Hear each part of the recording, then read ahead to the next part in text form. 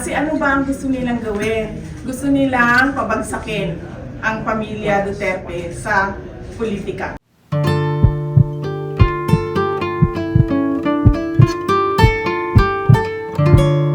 Do you have comment on yung sinasabing nilulutong impeachment sa Kamara against you po, ma'am?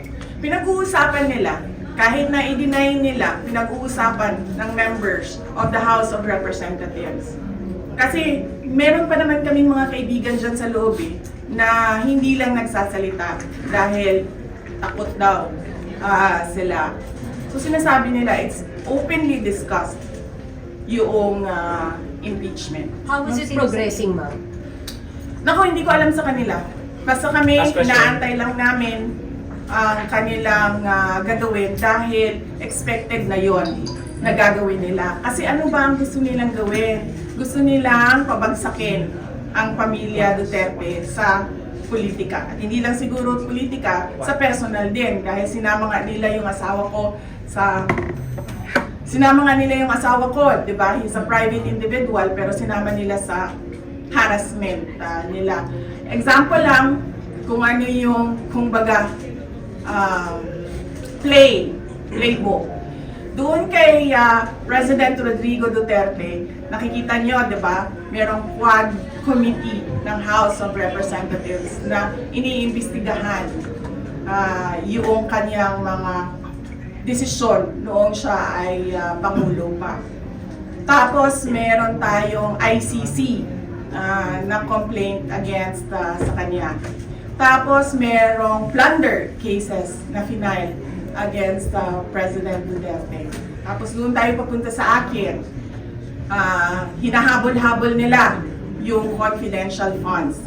In fact, nung sinabi ko to express goodwill, sabi ko, at saka para hindi na tayo magkagulo, o sige na, we'll shoot blind sa projects namin. Huwag na natin gamitan ng confidential funds. Pwede pa rin naman yan, pero mas mahirap. Kasi you cannot purchase information, you cannot give rewards. Hindi mo mahahanap kung ano yung tina-target mo sa security issues and peace and order.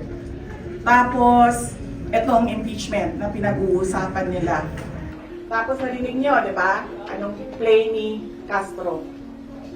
Ang sabi niya, kukunin namin lahat ng mga papeles sa loob ng COA. Saan ka naman nakahanap ng constitutional body, constitutional commission, at ang House of Representatives, uutusan niya ang isang independent commission na ibigay mo yan lahat sa akin. Ano, sila ang mag-audit? Hindi pa nga tapos yung audit. Pero alam na natin, nahahabulin nila dyan ang paninira nila sa akin.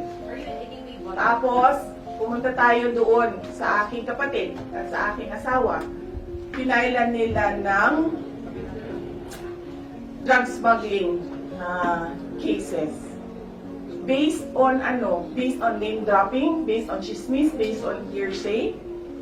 So nakikita ninyo yung gusto nilang mangyari. They want to project the family as corrupt, as criminals, as walang kwentang mga tao, kundi para sa pansarili lang nila. And bakit pa?